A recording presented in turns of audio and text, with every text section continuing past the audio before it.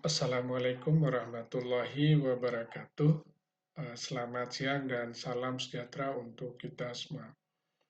Pada kesempatan ini, saya akan menjelaskan atau lebih tepatnya mengajar tentang mata kuliah rekayasa bahan konstruksi. Dan pada pertemuan pertama ini nanti akan kita bahas mengenai pengenalan bahan bangunan sipil atau Civil Engineering Materials.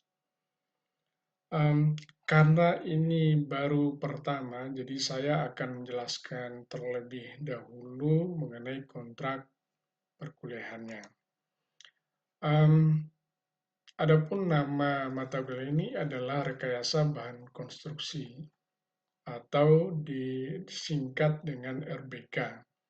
Kode mata kuliahnya JTS 207, beban studinya 2 SKS, sifat mata kuliahnya wajib, praktikum tidak ada, tugas besar tidak ada, antara kompetensi akhir yang ingin dicapai oleh mata kuliah ini adalah setelah menempuh mata kuliah ini, mahasiswa dapat mengetahui tentang properties atau perilaku dari bahan bangunan yang lazim digunakan dalam konstruksi sipil seperti beton, baja, kayu, bata, aspal, konblok, dan paving block. Sebetulnya masih ada bahan bangunan lain juga yang sering digunakan di dalam dunia teknik sipil, tapi karena terbatasnya waktu, maka hanya beberapa main building material ini saja yang kita bahas dalam perkuliahan ini. Referensi yang kita gunakan dalam mata kuliah ini yang dalam bahasa Indonesia adalah Ilmu Bahan Bangunan karangan Heinz Frick dan Kusmartadi yang diterbitkan oleh penerbit Canisius. Kemudian ada yang dalam bahasa Inggris Basic Civil Engineering. Referensi lain bisa kita peroleh dari berbagai sumber, misalnya internet. Dan kalau ada yang ingin baca lebih lanjut, nah ini referensi tambahan dalam bentuk buku, antara lain Civil Engineering Materials, kemudian ada buku yang berjudul Construction Material for Civil Engineering, ada juga textbook yang berjudul Civil Engineering Materials. Ini untuk advanced level, tapi seumumnya buku-buku yang dalam bahasa Indonesia pun sudah cukup bagus sebagai pengantar atau mengenalkan bahan bangunan sipil ini pada mahasiswa. Sistem penilaian mata kuliah ini diberikan secara tim ya, atau tim teaching, di mana bobot sebelum dan setelah mid semester itu sama-sama 50%, di mana PR dan kuis sekitar 10-20%, sisanya UTS dan UAS sekitar 30-40%. Perkuliahan sendiri diberikan di dalam kuliah di ruang kelas atau melalui media online seperti ini. Kemudian ada paparan materi kuliah, ada diskusi-diskusi, dan nanti ada tugas-tugas kecil untuk membuat atau membaca paper. Saya kira mungkin itu yang terkait dengan kontrak perkuliahan kita. Selanjutnya kita mulai mengenal bahan bangunan. Yang pertama adalah kayu, atau dalam bahasa Inggris sering disebut dengan timber ya. Atau secara lebih general lagi itu disebut dengan wood. Cuma preferensinya untuk dunia teknik sipil adalah timber. Nah, seperti apa sih kayu yang digunakan di dalam teknik sipil ini? Kalau didefinisikan, kayu yang dimaksud dengan kayu itu adalah kayu yang diperoleh dengan jalan mengkonversikan kayu bulat atau pohon menjadi kayu berbentuk balok, papan, ataupun bentuk-bentuk lain sesuai dengan tujuan penggunaannya. Nah, kayu ini mempunyai keuntungan dan juga beberapa kelemahan. Beberapa keuntungan menggunakan kayu antara lain, bahan ini adalah bahan yang bersifat alami, sehingga dia dapat diperbaharui, mempunyai kuat tarik yang cukup tinggi, dapat meredam suara, dan memiliki tekstur yang baik dan indah, ringan, dulu murah, tapi sekarang sudah tidak lagi murah, kemudian mudah diperoleh, terutama di negara kita cukup mudah. Kemudian yang cukup penting juga itu adalah material kayu ini mudah dikerjakan. Di sisi lain, kayu ini mempunyai kelemahan ya. Kelemahannya antara lain tidak tahan lama, kemudian susah dibentuk, tidak tahan panas atau api, mudah terbakar. Kemudian kadar airnya tinggi, mutunya tidak seragam. Jadi hal ini mungkin berkaitan dengan kayu yang merupakan bahan biologis. Kemudian kuat tekannya cukup rendah, kemudian kuat tariknya meskipun cukup baik namun terbatas. Ada beberapa jenis kayu yang mempunyai serat yang tidak teratur, kemudian sebagai bahan biologis dia mempunyai cacat dan kekurangan bawaan secara biologis. Nah, yang terakhir juga yang menjadi salah satu kurangannya itu adalah panjangnya terbatas. Artinya kalau sudah panjangnya misalnya lebih dari 4 meter, itu kayu sudah sulit ditemukan dalam bentuk yang lurus. Saya kira itu mungkin beberapa kelemahan tentang kayu sebagai bahan bangunan. Nah, mengenai aplikasinya sendiri, kalau kita lihat di Indonesia, penggunaan kayu untuk keseluruhan bangunan itu bisa kita temui dalam bentuk rumah-rumah tradisional masyarakat Indonesia ya. Jadi yang paling umum kita jumpai itu adalah dalam bentuk rumah panggung, di mana tiang, kemudian bagian-bagian konstruksi bangunan yang lain, balok, kemudian rangka, dinding, semuanya terbuat dari kayu. Ada beberapa inovasi, jadi misalnya membentuk hybrid building, di mana pada bagian bawah menggunakan material lain, misalnya bata atau batu, kemudian pada bagian atas menggunakan bahan kayu. Bentuk lain adalah bangunan kayu yang tidak berbentuk panggung. Jadi ini seumumnya bisa kita temui di Pulau Jawa ya, atau Jawa Tengah yang rumah tradisionalnya berbentuk joglo. Itu bahan hampir semua bagian bangunannya terbuat dari kayu dan tidak berbentuk panggung. Ada sebuah inovasi yang cukup menarik yang pernah saya lihat dibuat oleh orang, itu adalah mengkombinasikan tiang-tiang bangunan yang terbuat dari beton, kemudian bagian atas bangunan itu terbuat dari kayu. Ini cukup menarik karena tiang yang pada bagian bawah itu relatif rentan terhadap pengaruh cuaca digantikan oleh bahan yang lebih durable. Gitu. Sebetulnya kalau kita ingin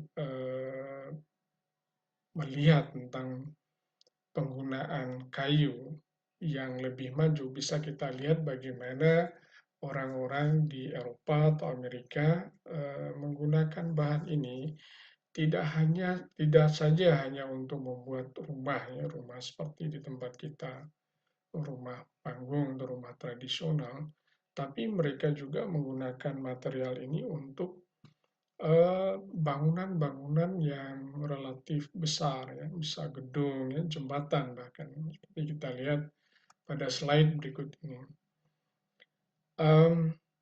Kayu bisa digunakan untuk membuat bangunan gedung yang berlantai banyak seperti ini, di mana konstruksi atau komponen-komponen konstruksi utamanya seperti kolom dan balok itu semuanya terbuat dari kayu. Jadi tidak hanya bagian dinding. Bahkan beberapa rumah kita jumpai itu seluruh bagian konstruksinya itu terbuat dari kayu. Jadi misalnya di sini kita bisa lihat kolomnya itu terbuat dari kayu yang berdimensi besar, tapi untuk struktur dindingnya itu menggunakan rangka yang terbuat dari kayu, kayu yang berukuran kecil. Nah, ketiga model yang kita lihat di slide ini hampir tidak pernah ya kita jumpai di Indonesia, dan seharusnya kita menuju ke sana untuk penggunaan kayu kita dalam bidang teknik sipil. Nah, selain untuk bangunan gedung, kayu juga bisa digunakan untuk jembatan. Seperti yang bisa kita lihat pada slide ini, mulai dari jembatan-jembatan yang berukuran kecil yang melayani pedestrian saja, sampai jembatan-jembatan yang memang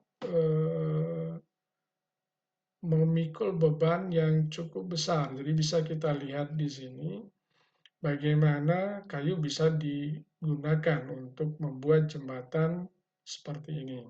Jadi pada bagian bawah ini biasanya digunakan oleh kereta api, bagian atas untuk lalu lintas kendaraan seperti mobil, truk, dan lain sebagainya.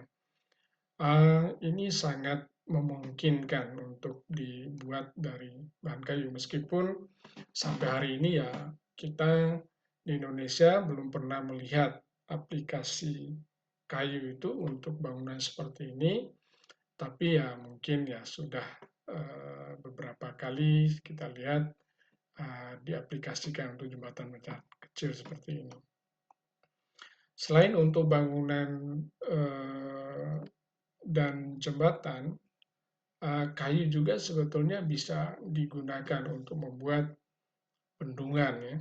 Tapi ini nanti akan kita bahas pada bagian kuliah yang khusus membahas mengenai kayu. Berikutnya adalah bahan bangunan beton atau yang dalam bahasa Inggris disebut dengan konkrit.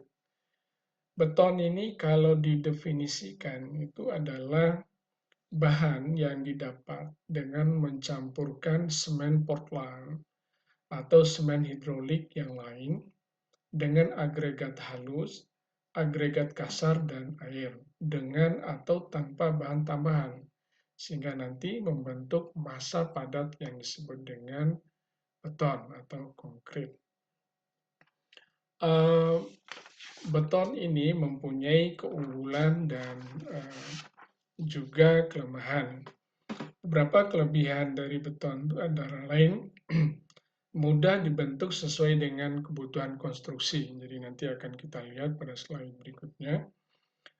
Kemudian beton ini sangat dominan dengan kekuatan tekannya, artinya mempunyai kuat tekan yang cukup tinggi, tahan terhadap temperatur yang tinggi, bisa diproduksi secara massal, dan biaya pemeliharaan seumumnya itu tidak terlalu besar, dan kelebihan yang utama itu adalah tahan lama atau durable. Tapi di sisi lain, beton ini mempunyai kelemahan ya. Kelemahannya itu ketahanan terhadap beban tariknya rendah, daktilitas dari materialnya rendah, volumenya kurang stabil, dan rasio kekuatan terhadap berat rendah, serta sulit dimodifikasi setelah terjadinya setting gitu ya. Nah, beberapa penggunaan kayu sebagai beton sebagai bahan bangunan sipil antara lain bisa digunakan untuk membuat rumah seperti ini atau rumah yang lebih modern seperti yang bisa kita lihat pada gambar ini. Selain itu, beton juga sangat umum kita lihat sebagai bahan yang digunakan untuk membangun gedung-gedung yang berlantai banyak ya, atau pencakar langit. Nah, seperti yang disampaikan di bagian sebelumnya, beton ini selain bisa digunakan untuk membuat bangunan yang tinggi, bisa juga dibuat bentuk yang sesuai dengan yang kita inginkan. Selain untuk bangunan gedung seperti itu, beton juga sangat umum ditemui untuk dijadikan sebagai bahan untuk membuat jembatan. Jadi bisa kita lihat pada kedua gambar ini, bagaimana bentuk jembatan yang terbuat dari beton. Nah, selain itu, beton juga sering digunakan untuk membuat bangunan air ya, seperti yang terlihat di sini, bendungan ya, saluran-saluran air juga terbuat dari beton. Selanjutnya yang ketiga adalah material baja, atau dalam bahasa Inggrisnya disebut dengan steel. Material ini juga sering kita lihat di sekitar kita, bisa digunakan untuk membuat rumah-rumah tinggal, kemudian rumah untuk keperluan khusus barangkali, dan untuk gedung. Saya kira mungkin kita semua tahu bahwa gedung-gedung pencakar langit yang kita jumpai di kota-kota besar, itu seumumnya ya kalau tidak terbuat dari beton ya dari baja. Selain untuk gedung, baja sangat umum juga kita temui digunakan sebagai jembatan, ya, jembatan ataupun bisa juga digunakan untuk bendungan. Baja adalah bahan bangunan yang tingkat homogenitasnya tinggi, terbentuk dari campuran antara besi dan karbon. Pembuatannya dilakukan dengan membersihkan besi mentah pada proses yang menggunakan temperatur tinggi. Baja konstruksi adalah alloy steel atau baja paduan yang pada umumnya mengandung lebih dari 98% besi dan biasanya kurang dari 1% karbon.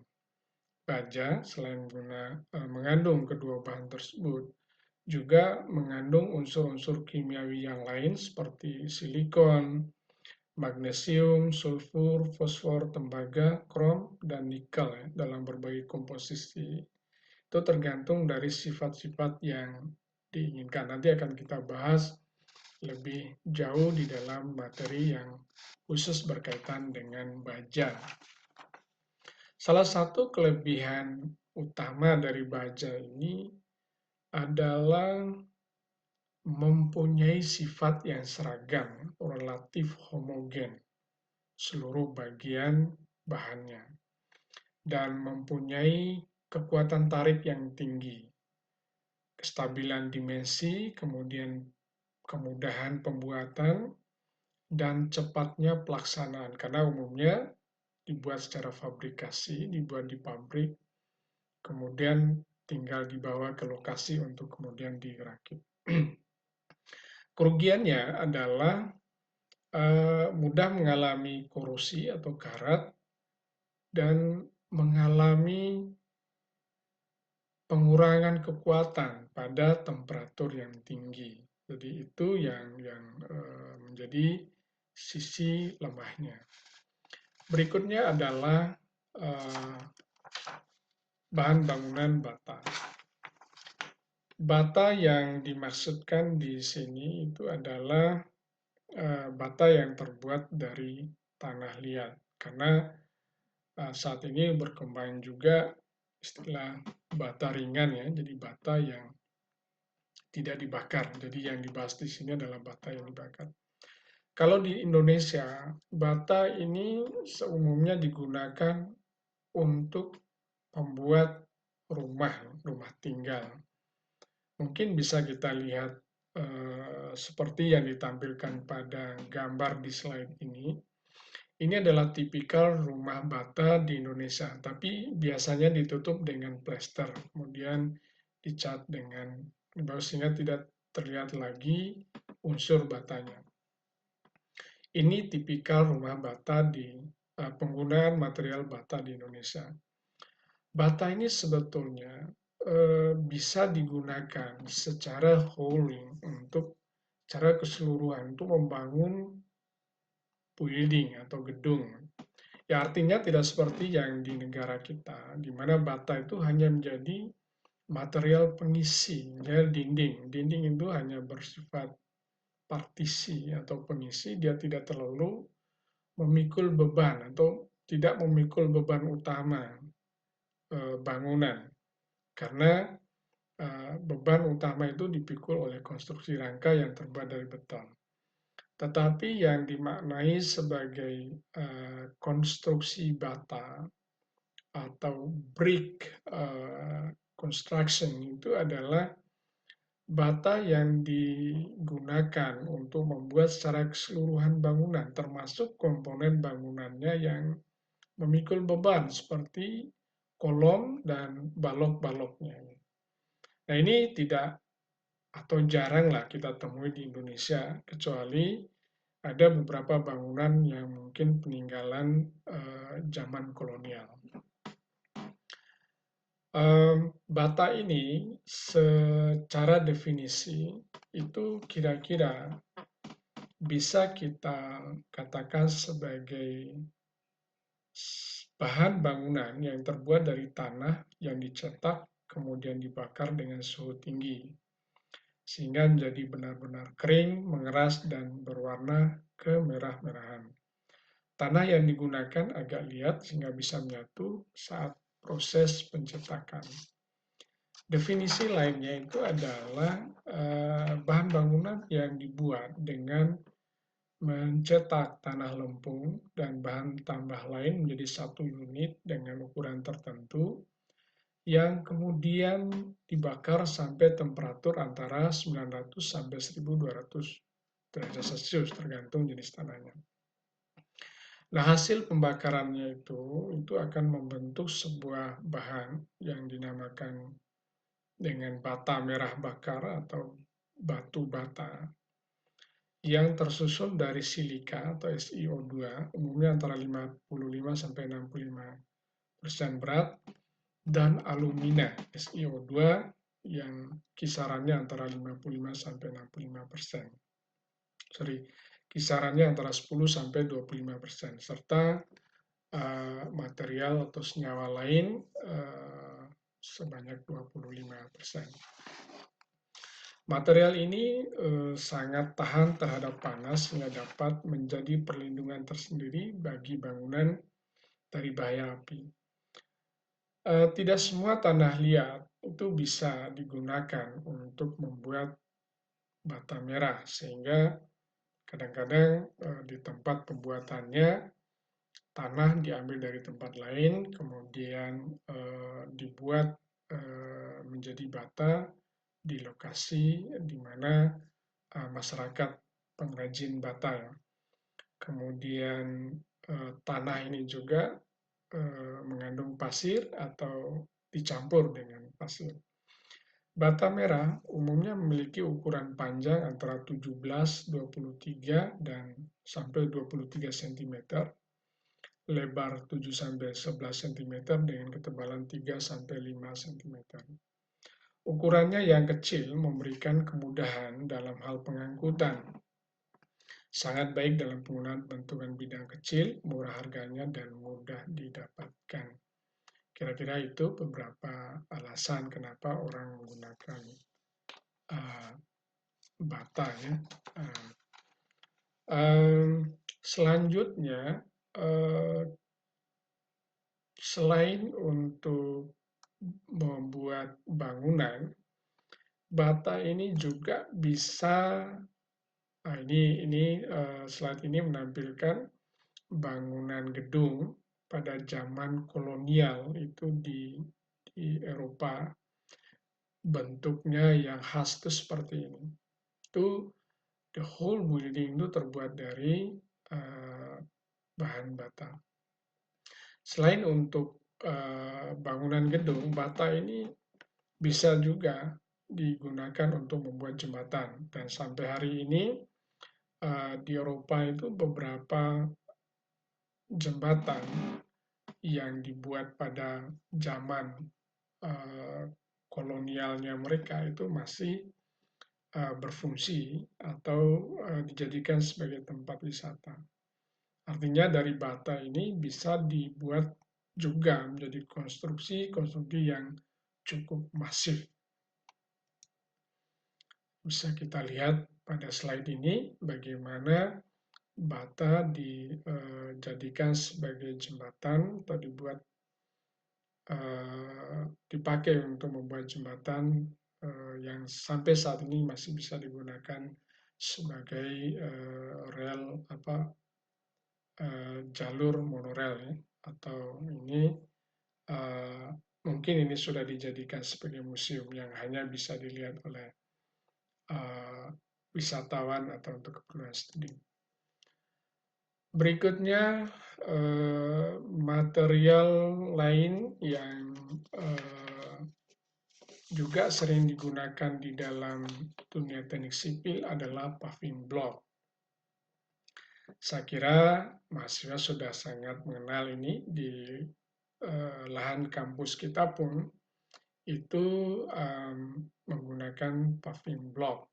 Paving block ini adalah sebuah produk material yang terbuat dari campuran semen Portland atau bahan perekat sejenis yang dicampur dengan air dan agregat halus dengan atau bahan tambahan lainnya. Berfungsi sebagai pengganti aspal untuk keperluan pavement ringan. Paving block dapat dijumpai sebagai trotoar, area bermain di taman, atau jalan-jalan di lingkungan perumahan seperti ini. Menariknya, paving block ini tidak hanya bisa dalam warna abu-abu yang membosankan seperti ini, tapi bisa juga diwarnai. Diwarnai ini bisa dengan menggunakan cat atau memang menggunakan bahan yang mempunyai warna seperti itu. Jadi artinya misalnya kalau yang ini dicampur dengan bubuk bata sehingga berwarna merah-merahan. Mempunyai kekuatan yang cukup baik juga. Paving block yang sering digunakan sebagai pengganti aspal adalah paving block jenis A berukuran 21 x 10 x 6 cm dengan berat lebih kurang 3 kg yang memiliki batas kekuatan rata-rata 350 kg per cm persegi atau yang sering diberi istilah paving block K350. Nanti akan kita bahas lebih jauh pada materi yang khusus membahas tentang paving block.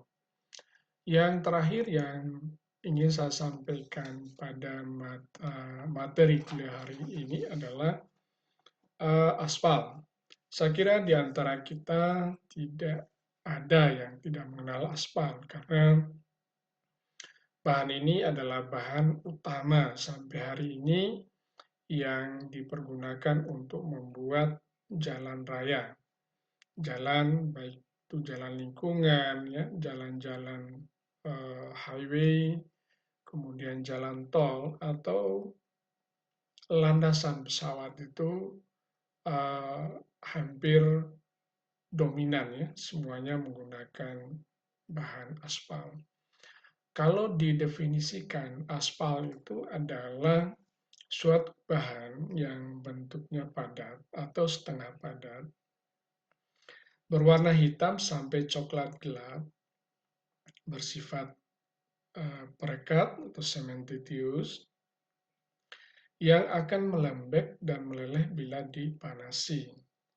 Aspal ini tersusun dari sebagian besar bitumen yang kesemuanya terdapat dalam bentuk padat atau setengah padat dari alam atau hasil pemurnian minyak bumi atau merupakan campuran dari bahan bitumen dengan minyak bumi atau turunannya.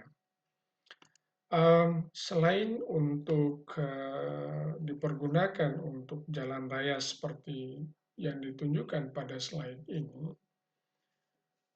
aspal ini juga digunakan untuk membuat em, genteng ya atau penutup atap. Tapi ini agak jarang ya kita lihat di negara kita. Tapi di negara-negara yang sudah cukup maju teknologinya, kita sering menemui rumah yang menggunakan penutup atap yang terbuat dari aspal. Jadi kembali ke masalah definisi tadi, eh, menurut The Aspal Institute, bitumen itu adalah suatu campuran dari senyawa hidrokarbon yang berasal dari alam atau dari suatu proses pemanasan atau berasal dari kedua proses tersebut. Kadang-kadang disertai dengan derivatnya yang bersifat non-logam, yang dapat berbentuk gas, cairan, setengah padat atau padat, dan campuran tersebut dapat larut dalam karbon bisulfida. Nah, aspal yang dipakai dalam konstruksi jalan mempunyai sifat fisik yang penting untuk antara lain eh, kepekatan, konsistensi, ketahanan lama, atau lama ketahanannya, atau ketahanan terhadap pelapukan oleh karena cuaca, derajat pengerasan, dan ketahanan terhadap air. Jadi nanti pada mata kuliah, pada materi yang khusus membahas tentang aspal ini, kita akan elaborate lebih jauh mengenai hal-hal yang terkait dengan material aspal ini dan juga material lain yang telah kita sebutkan sebelumnya itu sebagai pengenalan. Saya kira untuk materi yang kali ini kita cukupkan sekian dulu. Terima kasih untuk perhatiannya. Kalau ada hal-hal yang ingin ditanyakan nanti kita akan diskusikan dalam sesi pertanyaan dan uh, jawaban atau question and answer. Saya kira mungkin itu. Terima kasih. Wassalamualaikum warahmatullahi wabarakatuh. Selamat siang.